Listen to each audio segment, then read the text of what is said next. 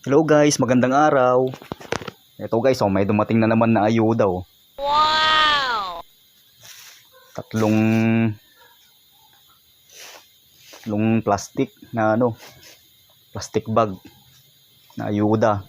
Ang laman ng isang plastic bag guys, ito Argentina meatloaf. Tapos sausage itong isa. Tapos itong isa, corn beef. Sunod-sunod ang bigayan ng ayuda ngayon guys kasi malapit ng eleksyon. Tapos may siguro 2 kilong bigas to. Ayan. So siguro itong 2 plastic bag na to ay ganito rin siguro yung laman. Sarap ng buhay talaga pag pag eleksyon.